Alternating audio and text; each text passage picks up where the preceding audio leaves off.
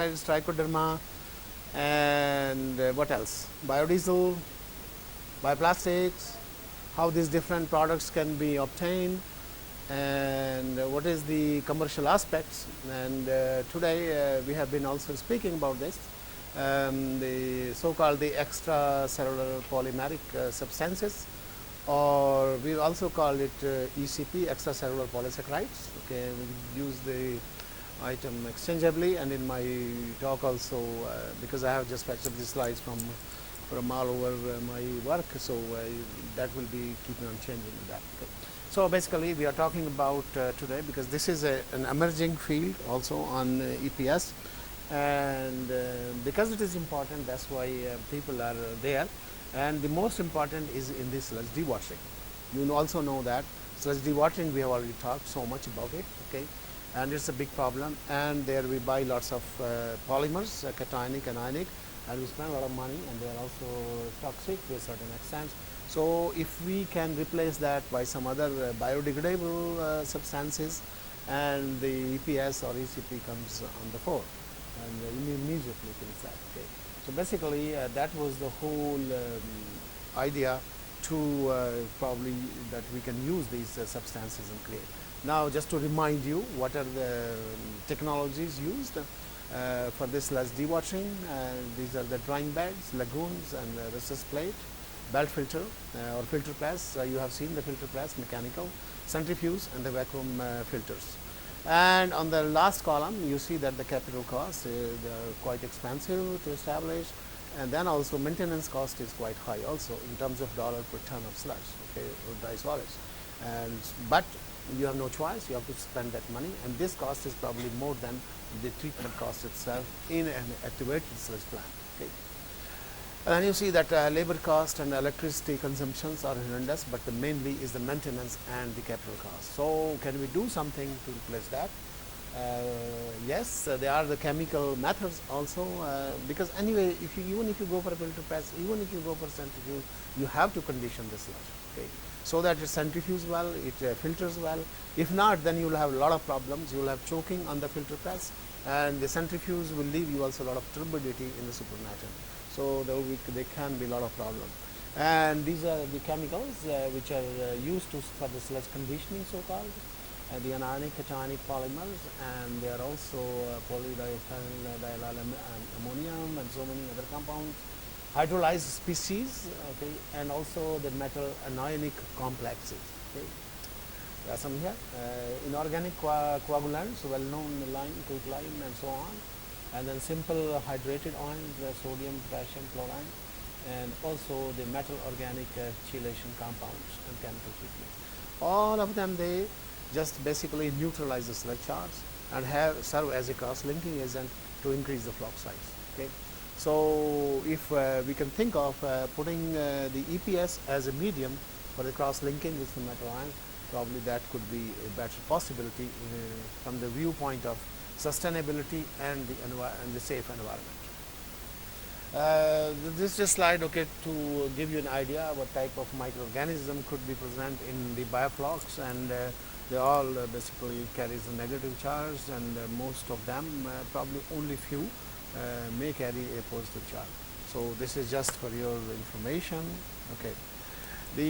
Another thing, we are talking about using the wastewater sludge as a raw material for the bioproduct formation, and we have already discussed this dewatered sludge and the use of the non-dewatered sludge as a fresh sludge, and we also discussed that dewatered sludge gives us the less efficiency in terms of the entomotoxicity, and this less entomotoxicity is due to, number one, partially due to because they are the polymers, and those polymers could affect or could be toxic to the BT, and therefore they could be affected, and secondly was because of certain nutrients are lost. Okay, but we believe that more majorly they are because of these polymers. Okay. And when there are polymers in this sludge, so it's difficult to break down, and that flock structure makes us the oxygen transfer limitation, that as we have discussed that. Okay. So the advantage of using ECP, extracellular polysaccharides, or EPS, they are readily biodegradable, harmless to the environment, and even are commonly used in many industries. Okay. But there are more disadvantages than the advantages. Okay. Like chemical polymers, they are also expensive. Okay. Because the cost is never clear, because they are not manufactured at the commercial scale for this purpose. They are manufactured at the commercial scale for other purpose. Okay. Like as a gelling agent, or in food industry, and also in some feed industry. And xanthan gum is a very common product, polymer, which is manufactured in commercial scale and used in different products. Okay. Similarly, polydons also they are there. But EPS for sludge dewatering or as a bioflocculants are very electrolyte. Sometimes they fail at a high concentration of suspended solid. This is a very, very hard problem, because polymers can be used, or the cationic or anionic polymers, synthetic polymers can be used at any concentration of sludge, suspended solids, but they fail at a very high concentration of sludge. And also they fail for the cellulosic fibers, like the primary sludge. There also they cannot work because they are too fragile, and their molecular weight is smaller, their chain length is smaller than the synthetic polymers. So that's the reason that they fail. They are very, very sensitive to pH and temperature, so that has to be all the times controlled. Whereas the synthetic polymers, they are less sensitive to these parameters. Certainly they are sensitive, but they are less sensitive to these parameters. Okay. And also I talked about they are not very suitable for primary sludge, but they do work for the secondary sludge. Now sludge varies characteristics, then another problem. Sludge varies characteristics all the time, every hour, morning to noon, noon to evening, and evening to night. Every time it's changing. Okay, weather change, everything change. So can the ECP adapt to those changes in characteristics of the sludge? It always remains a big question. So that is that is the biggest one, the challenge that one has to answer, or the scientific community has to answer, that how to meet that challenge. ECP present in also, though ECP are also present in sludge naturally, and we will discuss that in a short while, and what are the consequences of that. And ECP aid bacterial cells by basically why they are in sludge, and that means why the microbial cells are manufacturing them or producing them, and why they are doing that job, because they are very good in preventing desiccation under the dry conditions, and they act as an ion exchange and control the movement of the ions. So they basically a defense mechanism of the bacterial or the microbial cell. That's the reason that most of the bacteria, they produce EPS, some in large quantities, some in small quantity. Okay. What are these microbial biopolymers? I am more than sure that you all must be knowing that. So basically that there are two definitions, capsular EPS and the slime EPS. Okay. And the capsular EPS can be pili or fimbriate. Okay, here is the diagram here. These are the fimbriate, these are the pili, and these are the capsular structure. The slime.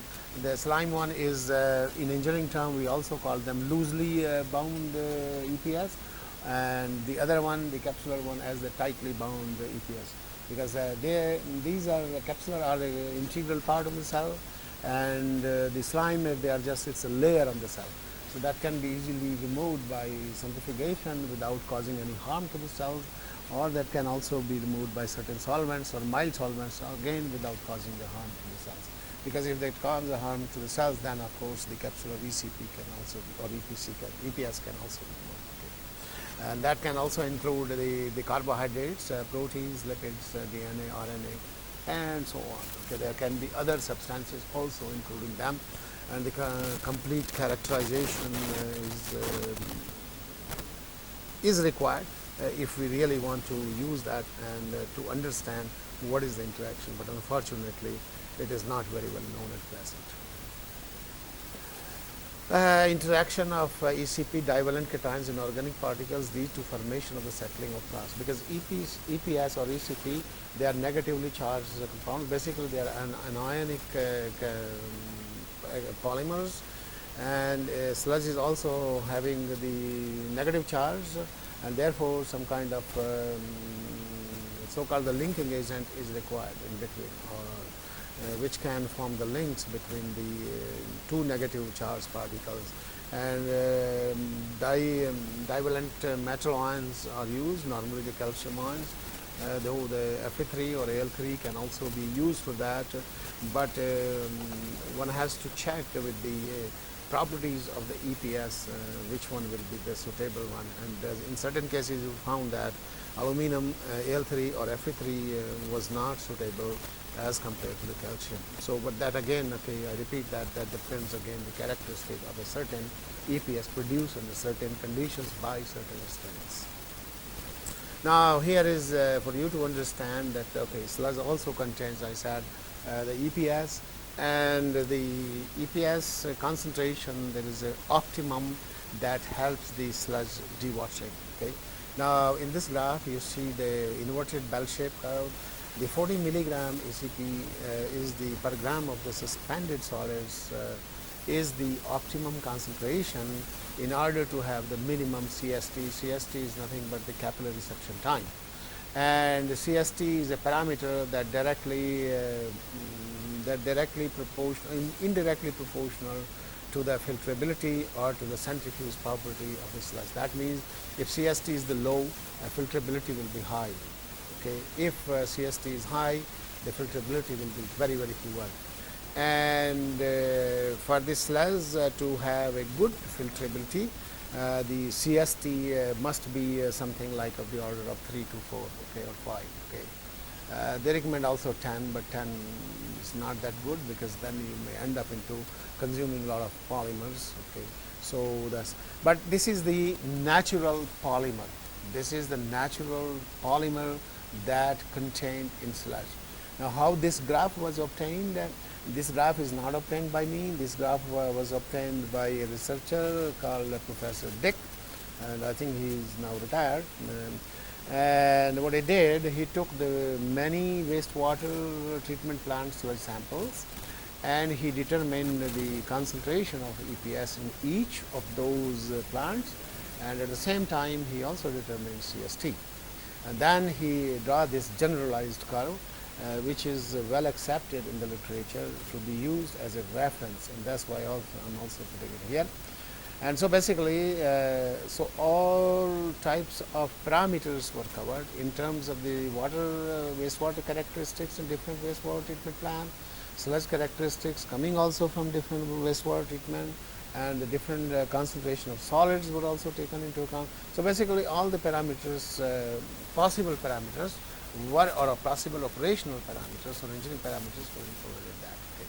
So the conclusion here is high and low amount of ECP is detrimental to settling, and ECP have a positive effect on granulation process. So the problems. Now I've been talking to, so here is a summary of the problems with this particular agent or the EPS. Lack of understanding the interaction between ECP and the sludge solids. There is almost nothing existing at present, nothing. There are few research done by at the Polytechnic in US. I forgot the name of the professor, but now he's retired. He's done a lot of work, but still this is a completely gray area. It's totally unknown, and unless we understand, that's why the basic research is very important. Okay. You just cannot talk all the time applied research, because applied research is done, or the applications are done based on the known mechanism and the basic knowledge. And when the basic knowledge is not there, then you just you are playing in the dark. Okay, it may work or it may not work. Okay, so and this is that is a gray area here, and somebody needs to understand the interaction between ECP and this solids. ECP produced by microorganisms have not been completely isolated and characterized. Of course, some progress has been there in the last 4 or 5 years, and we have done also a lot of job on that.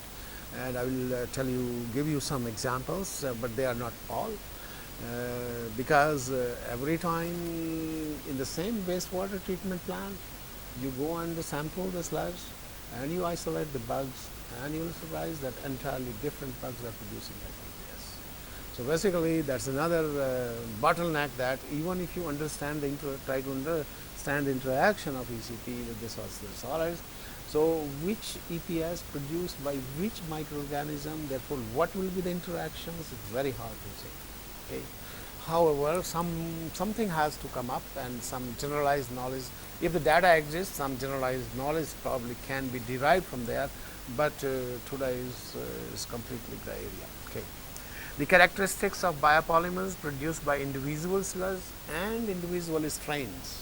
Okay, as I have been advocating here, role of active components, so the protein components, lipid, and the carbohydrate moieties. That is also important because that makeup determines the flocculation ability of the particles. There is a general feeling that when the protein moiety is high or protein content in the EPS is high, there are certain amino acids which carry the protein charge, positive charge, and there's contention that that is a better EPS to flocculate the sludge. But that's not the always case. We have felt in our lab and we have characterized, we've done a lot of work, and then we find yes, in general you get, but certainly there are bifurcation or there are deviations from this concept, and many of the EPS we produce have the high protein concentration, but their flocculation activity is not to that it should have been according to this principle. But it's a major acceptance and majorly true also. Okay, so today I'm going to discuss all these isolation, characterization, evaluation, and then molecular identification. I'm not a molecular biologist, but certainly some of the molecular biologists have done work with me for their PhD, and of course I work in cooperation because we have another institution or department which is called Institute of Hormones, which is a very staunch. They are doing very staunch and very basic microbiology, and in all the fields of microbiology, including the virology. Okay. So we cooperated with them and we have conducted work. Okay, some of them I will try to talk to you, and some of the applications of these ECPs. So here is the wastewater treatment plant where we go and sample this sludge in the downtown Quebec City. This is not the plant of the Mngt, that what I discussed with you in anaerobic digestion and energy balance. These two plants are situated 850 kilometers in distance between them, and this is the Quebec City where I live. Okay. So this is the biofiltration units. The inside one, the photo has been taken during the day, but it's everything is there in closed building. Nothing is there outside because they have to protect the population. It is right in the heart of the city, on the banks of St. Lawrence River. Therefore, everything is a closed door, and there is always lighting, like you see here, whether it is at 12 noon or it is midnight. So it is always like this. Okay. So this is the bio. You cannot see that very clearly, but could not have a better photo. So we take the sludge sample, and this is one of my students taking the sample and concentrating the sludge there by gravity settling, because from the biofilter to the backwashing, the concentration of solids is roughly 257, below 10 grams per liter, and to grow any kind of to produce any kind of microbial product in sludge, you have to concentrate it to 20-25 grams per liter. Okay. And then you take it to the lab and then you sterilize, and okay, you are well familiar with that, so nothing to describe there.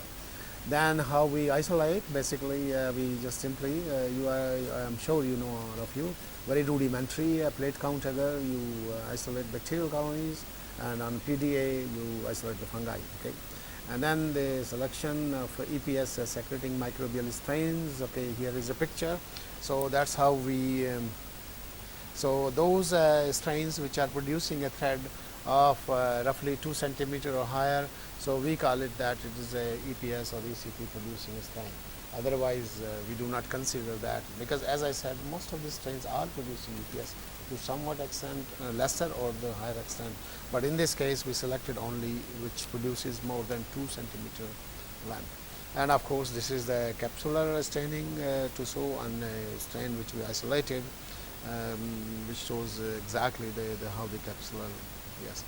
Then okay, to identify and characterize the EPS and identify the strain, so we don't go to sludge immediately because we need to characterize them, so produce in the pure medium, and then we went to further.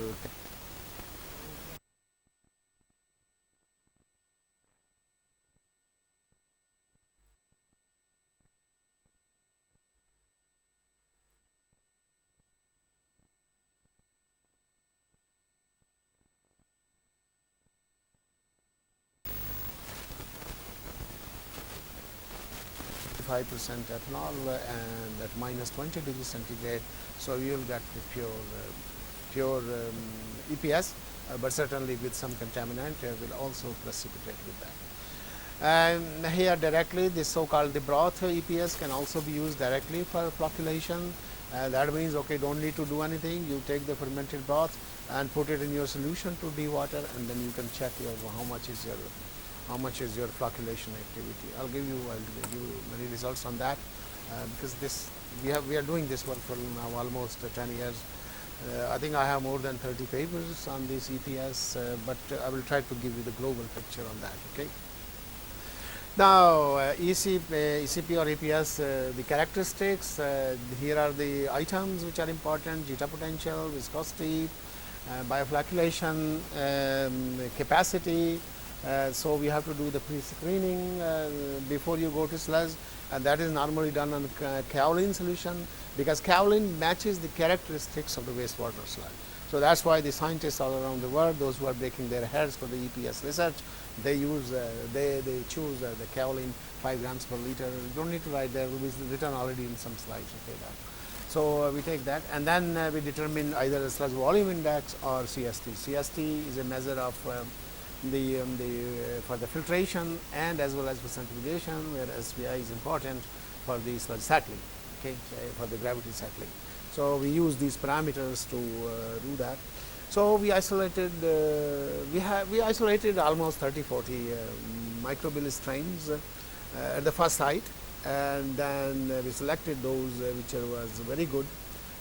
Those were very good in producing EPS, that 2 centimeter stain.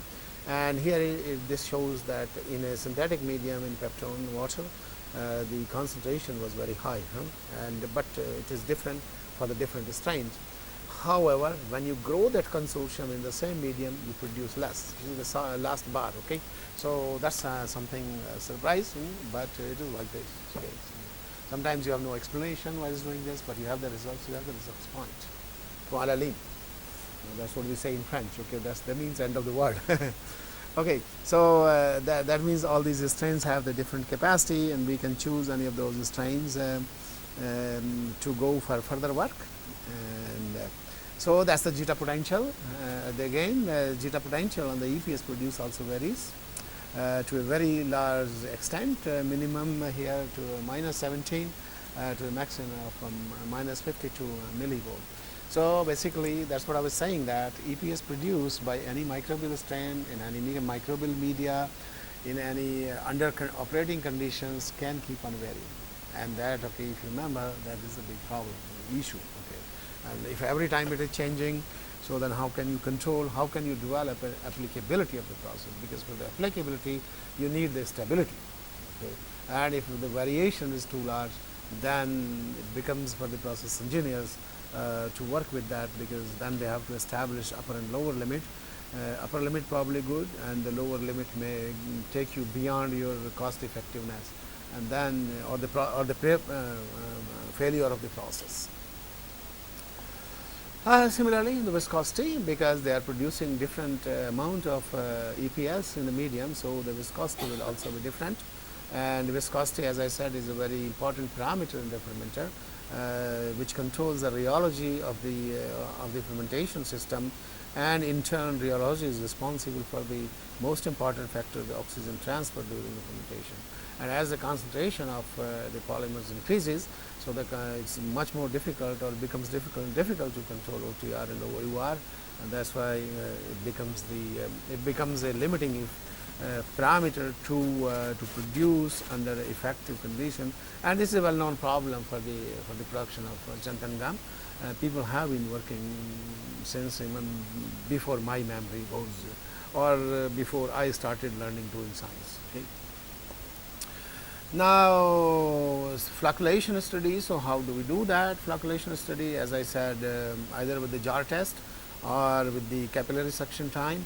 So basically, I'm sure that you are all familiar with that, but just to remind you that, okay, just you have to add the calcium ions in the kaolin solution, which is 5 grams per liter, and then you make a suspension, and you let it settle for a certain time, and then you measure the turbidity in the supernatant. So less turbidity mean APS is very effective, high turbidity mean APS is low effective. So therefore the flocculation activity will be lower or higher depending on the turbidity. Then to measure the CST, I'm sure you will be also measuring that, and you must be having this instrument. By the way, I didn't see this when I was going through the lab, but this is a very simple equipment, and then you can measure the CST, the capillary suction time. Now different strains here, you see that they behave differently. The capillary flocculation activity, even at the optimum, that varies from 60% to roughly 90%. And that's always the case, but it is not final. If I say for certain strain is 90%, if I change the next parameter, then it will 90% can go down to 10%. So basically that's why it is very highly unpredictable. And then we'll talk about that a little bit. Now this is the without cations, and then this is the with the cations. So without cations it looks very rosy here, but it's not as rosy if you go to the wastewater sludge. Then the scenario changes completely. You also know that those are all theories of interaction of calcium ions or ferric ions or aluminum ion. There are a number of theories, and then this is one example of the alginate theory, that the calcium is acting as an interlinking cation, and it links the two negative charged particles. One is maybe the sludge, another maybe the polymers, and then you create a flock of the polymers, and which helps in precipitating or basically help in filtration and centrifugation. Now here are some examples. So here, because the selected strain BA, B2, B8, B9, so it seems this was very good. The sludge volume index is reduced, and the control, of course, will not change, and therefore the with cations as well as with cations, the sludge volume index is changing. So it seems that the strain is quite good in producing the required EPS. Same story with the CST here. So you see that CST is reduced from something like 150 to something like 60. But it has not gone down to a required limit, because if you remember exactly, the recommended limit is 10. So basically the CST should be 10 or below the recommended one, but I prefer to be 5 as an experienced process engineer, but still it is not anywhere near to that 10. Of course it reduces a lot, but not to that required level. So either in this case suggested to change your cations, go to ferric ions or aluminum ions, or you use something else to condition the sludge before you add your polymers. Now when these based on molecular biology, these strains were identified, and this gives you all the count. And one of the best strain was Serratia, as I heard from many of you, probably, if I remember exactly, talking that Serratia is the best possible strain. Right. So you see, we are all converging to the same thing, because we are doing the same job. Though the sludge is coming from different part of the world completely, we are producing highly concentrated water, we are producing low concentrated water, but as far as the sludge microbial community goes, so that may not be much different. So that's everywhere the same, but the microbial community keeps on changing, and that will keep on changing here too. I'm more than sure if you do that, because I'm doing it for a long time. So basically it's that. And but to work with Serratia is not a friendly organism. It is classed as a pathogen also. So we had a lot of problem to get a permit to work in our lab. Here nobody cares, right? Nobody comes and asks you if you are using Serratia or not using. But in our place, we have to report to the departmental safety committee, because we have so-called the Comité de Santé et Sécurité in French, because that is in French, Committee of the Health and Security, when translated in English. So if we have something like this, because we work with the microbes, so we have to inform that what we are doing, and that's our duty. That's my duty as a professor, that what is happening in my lab. And then when we said Serratia, then they match with certain manuals, and they say, oh, Serratia is classed not as a friendly organism, so it's dangerous to the health. Anyway, so that's the story. So we have to convince them to use them. Anyway, these bacillus, there are many bacillus also species which are also hell dangerous, but not those who are putting here. Bacillus cereus cause certain allergy or the vomiting also, but not to that level. Okay. So Pseudomonas also, if it is a pathogenic strain, so Pseudomonas also can be a toxic strain. Now, okay, so we check that. You see that there is an optimum concentration for each of these strains, and for B1 and B2, if you add something like 20 milligrams of ECP for a gram of soil, so it reduces your CST, and similarly B2 bring down is to 4. But after when you increase the EPS concentration, it does not follow this. Correct? Because here this is a standard curve or theoretical curve or practical curve, well accepted throughout the world, and but it doesn't follow that, and that's what I'm telling, that EPS is not a constant product, it is a variable product. So they say no, after optimum you should decrease or increase. Here if it is the optimum, then just increasing here from 25 or 30 milligrams to almost 100 milligrams, it should have taken the curve up or deteriorated the CST, but it's not doing that. Similarly, this is strain 2. So what is this EPS and what is the EPS contained in sludge? So they are completely different. So sludge is not responding to that. Okay. So that's a very strong indication of that that concept. Now, okay, some conclusions at the early stage. These are the bacterial strains selected for some further work, and they were identified as Pseudomonas, Serratia, and Bacillus. And most of the ECP producing bacterial strains contain the sludge belonging to the genus Bacillus, and genus Serratia gave the best result. Now, once you have done that in the pure medium, you do not go for a long to continue with that, okay? Because if you want to have the real application, so you have to go to the sludge, as we have been doing the other technologies. So this is the lately I started this work because I got so interested from on the bioflocculant, and especially for the project of my biodiesel, that if you could produce at a very cheaper rate, and if it could act as in a stable way, then probably we can certainly reduce the cost, and we will talk about that.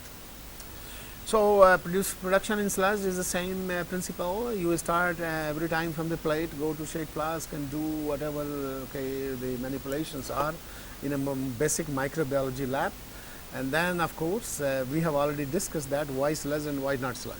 Okay, so by now you are all familiar with that. Now these slides are quite different because they are prepared by some other student, okay, who are working. So because many students are working, so they prepare different type of slides, and so they look somewhat better in terms of the artwork. Okay, and then goes the same thing, same procedure.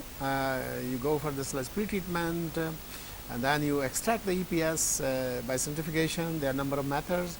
You centrifugation, heat treatment, EDTA, and also the acid treatment. Okay, the many studies have done, because people report that each method give a different efficiency of extraction of these EPS, like the extraction of bioplastics or the extraction of the biodiesel or the lipids. So exactly in the similar manner.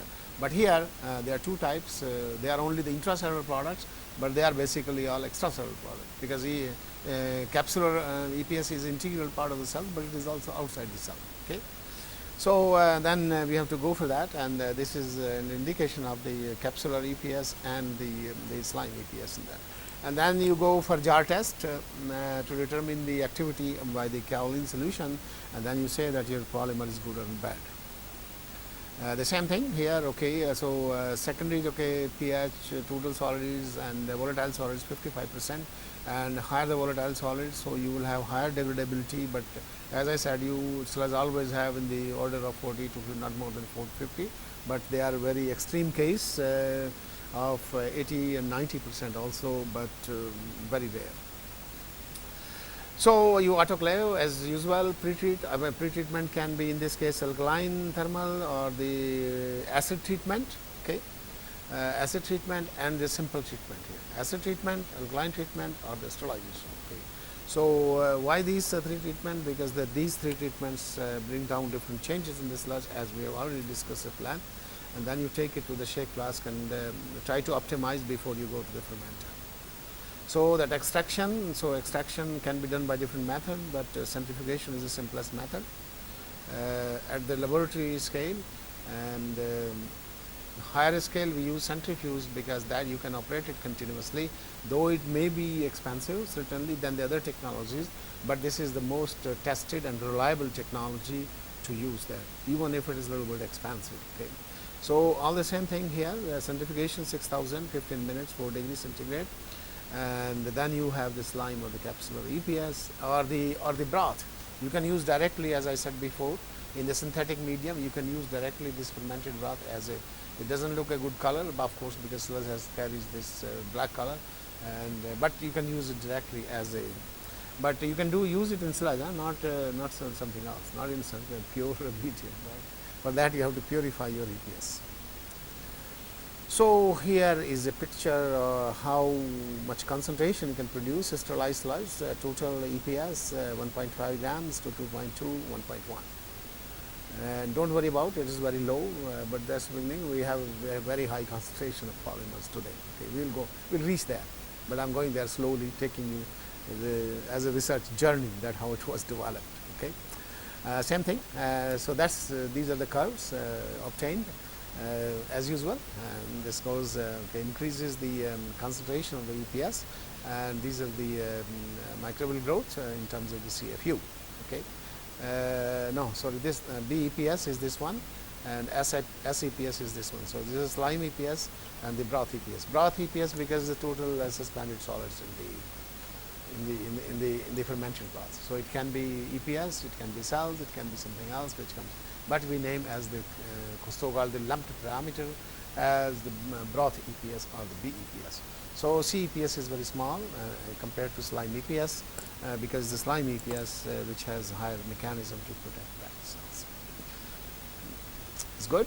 It's producing very good flocks in kaolin here. See, so the solution is like this, kaolin suspension, but after mixing with EPS and calcium ion, so it goes like this.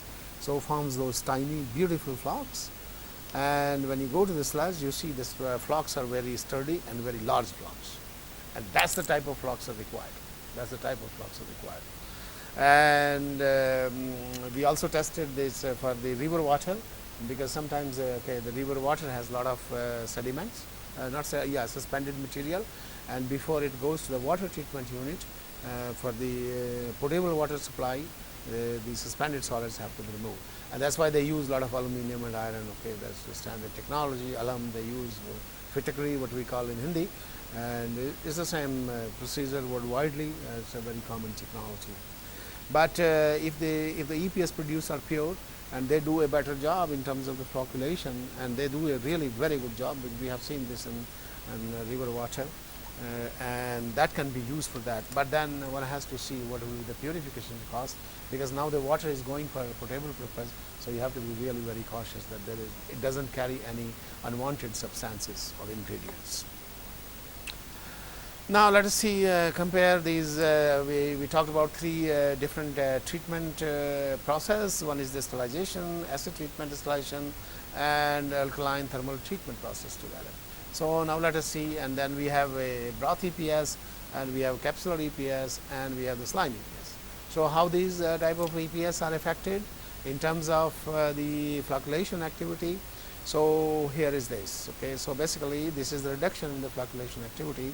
So basically at 1.24 milligrams per liter of the dose in kaolin solution.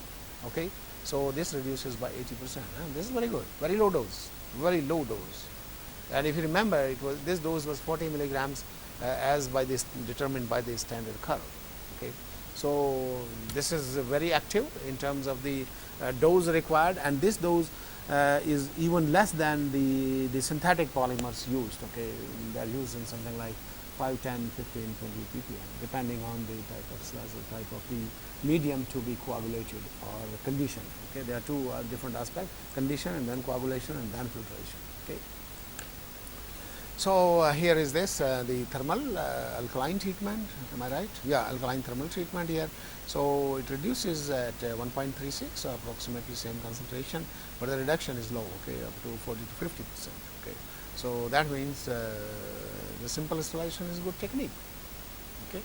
Unlike BT, unlike biodiesel, unlike trichoderma, okay, for the flocculation bacteria, it produces better slime. You know why it does, God knows. Okay. And in terms of the acid, okay, acid treatment is also worst. Okay, then so no good. Now this was the case for the BEPS, broth. What was that? Yeah, broth EPS. You see that here in the red. So now let us see what is the story with the bound EPS. Bound EPS means the capsular EPS, correct?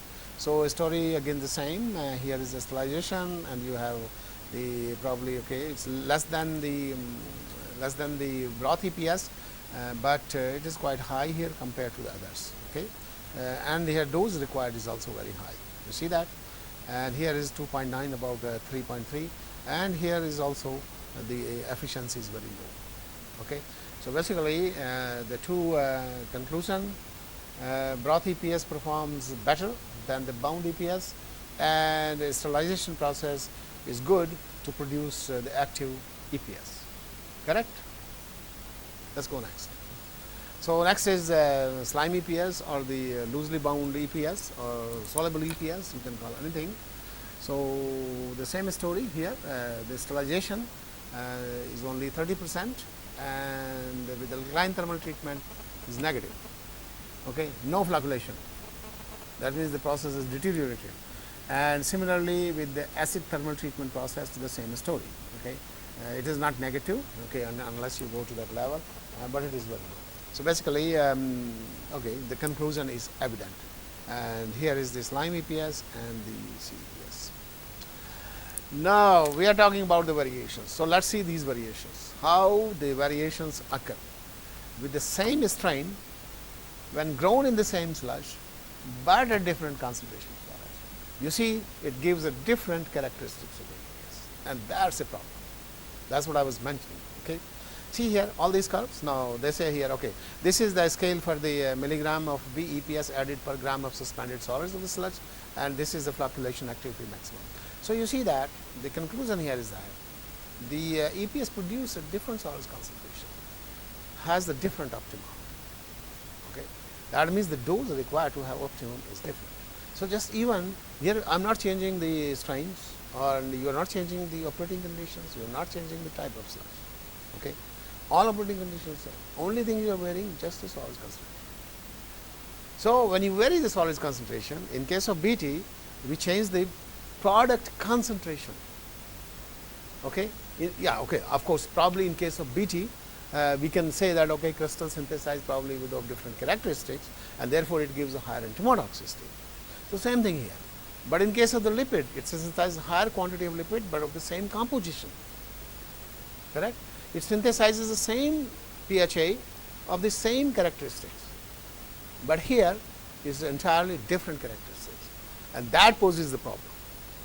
And that poses the big problem in terms of the application you find. Okay, because now every time you change anything, so your characteristic will change. So you cannot operate the flocculation at the optimum level because you don't know.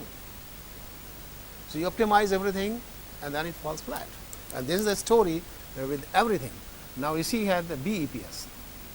Now is the BEPS. Okay, so this was sterilized biosolids, and this is the alkaline thermal. Again the same story. Okay, so the optimum varies from this value here, something like from 0.3 to the optimum value here, something like 0.9. And not only that, if you change the concentration below or above the optimum, then it deteriorates the process. So that is the difficulty of the problem. And how to control this, God knows. Okay, so that puts at a defensive level, and it made me to recule or go back or take a step back to rethink if I can use these EPS produced. And then again, same thing for the acid thermal treatment for the bound EPS. Okay. And then the same story with the CEPS, that is the capsular EPS. Okay. It keeps on changing, just simply changes solid concentration because probably the makeup is changing.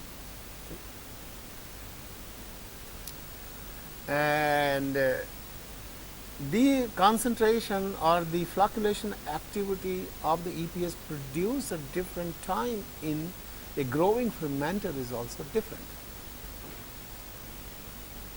So, where do we stand now? I mean, it's okay, it's fine to publish papers. We have already published, I don't know, 30, 40, I don't know how many papers we have published on these issues, okay, because there are so many things we have done, very detailed research. And so, basically, I mean, that gives you that, okay, there is no control possible every time, even when to harvest your EPS. So, basically, normally in other products, we say, okay, when my product reaches a maximum concentration, I go for harvesting.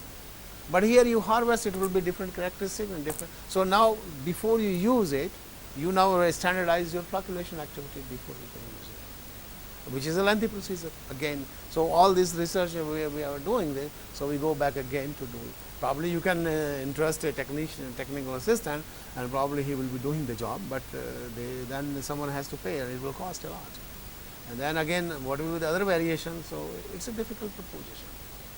Okay. Same thing with the slime EPS, same story, different concentration of solids only, same type of sludge, same conditions, everything same. Same person manipulating, no hand error or no pipetting error, okay, if you press more or little or less, because that can introduce a big error, no error that, but it's the same story. And now this is I am showing you the flocculation activity, and the impact on CST is more deleterious, I mean much wider, much wider. So, this puts a big question before us.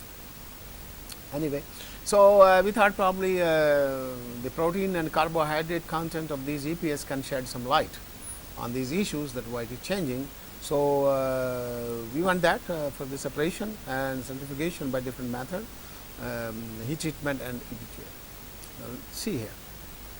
Now, these different strains are producing different content of proteins, all these isolated strains, correct? And it varies very largely from roughly here around 0.26 or 27 milligrams per gram of the EPS to roughly 0.65 or 0.63 milligrams of the protein per gram of EPS, correct? But the most important point to note here is that, okay, with incubation time, your composition is not changing, it's relatively stable, but your characteristic in terms of flocculation activity is changing. So, that means what we thought in the beginning that, oh, protein, carbohydrate, moiety are the responsible.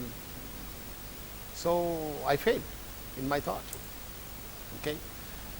But the question remains again intact, where to go, where to take this process. So, either we abandon as a process engineer, or we keep on continue some research and publishing papers, good for the students to get their PhD. Of course, it's a basic research. Okay. And the same thing more or less for the carbohydrate content in all strains, And believe me, we have done a lot of work. So, this is just a couple of slides I just brought you to give an idea. And we have done this type of exercise based on different solids concentrations while cultivating for all sorts of conditions, and it's the same story. So, the question is, if it is not that, then what is it? We don't know, and the answer is we don't know. So, now but still we process engineer. So, some of my students, they wanted still to have higher concentration of EPS in the fermented broth, as you also must be looking for that, because that is economically viable. But before we go to economic viability, we have to answer these questions for which we have no answer today, or the scientific community. I am standing here telling you, but I am not just telling here as a Tyagi, but it is scientific community is failing to provide that answer. If you go into the literature review, you simply don't have answer to those questions. Okay. But anyway, let's see. So, we have we selected another strain, and we isolated that, and this produced the quite high concentration of EPS, and the EPS concentration goes up to here. Okay, that's about roughly 20-25 grams per liter. So when you substitute okay, or you add glycerol, as in the cases of biodiesel, okay, and also as in case of the lipid and the bioplastic, not the bioplastic, but the glycerol we have, glycerol we have used in bioplastic. Okay. There are certain consequences of that for the molecular weight in bioplastics, but that's another carbon source which can be used, and that we have talked about a lot. Okay. So basically, this diagram just puts on that, okay, show us, okay, how this concentration can be increased. Yes, yield can be increased, no problem, we can manipulate that, but we fall back to no answer. So here the glycerol is 0.5%, 1%, 2%.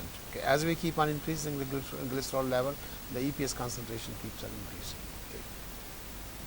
And this is basically all broth EPS, but majorly this is the slime EPS or the slime EPS or loosely bound EPS, which keeps on increasing. Okay. Again the same thing, this was a new strain, so again we go and check the protein content and the carbohydrate content with different concentration of glycerol and with the incubation time. Right. So just to give you an idea, okay, this is the increasing in anyone. This is the increasing glycerol concentration. Okay.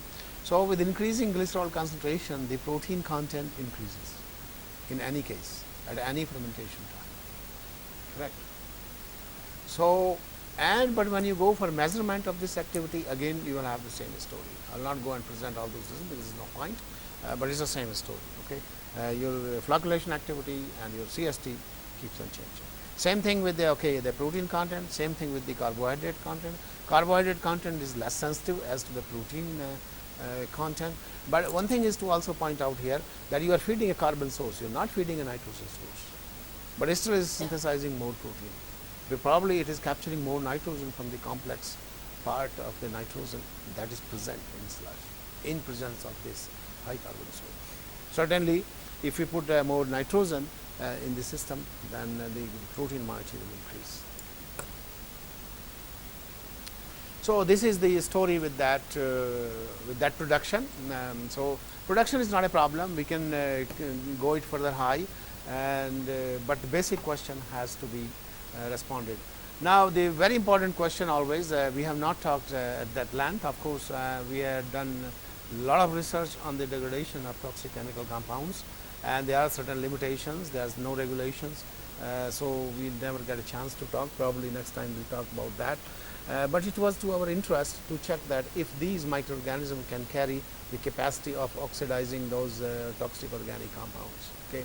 And that we tested with the if they have the lacase, tyrosinase or peroxidase activity, because these are enzymes which are involved in degradation, which are very highly involved in the degradation of toxic organic compounds, and basically to attack on the benzene ring in the compound or the phenolic or the cyclic compounds to break their native structure. And you see most of these EPS producing strains, everywhere you see the yes, and they are very good producer of lacase. Lacase activity can be very high because the lacase is induced in the presence of manganese, and in Quebec sludge somehow the manganese concentration is very high. So probably that reason that lacase is produced in abundant of quantity, and you can check here if you have any isolated any strain, if they are producing those strains. And we have tested that, like as I gave you an example in BT case. BT is a very good detoxifying agent for the toxic organic compounds because it synthesizes peroxidase, and peroxidase in a very high amount. And so similarly, you have the story.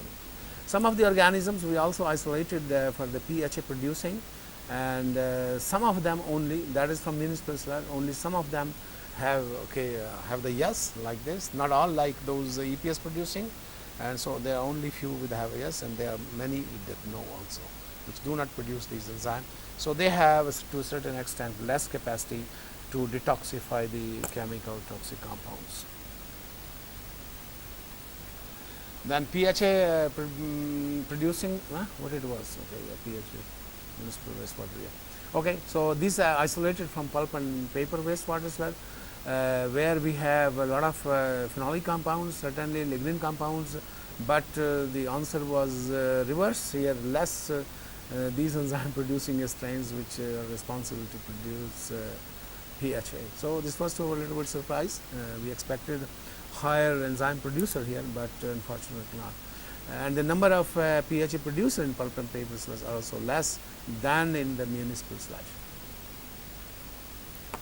That's it. So we'll take a break here.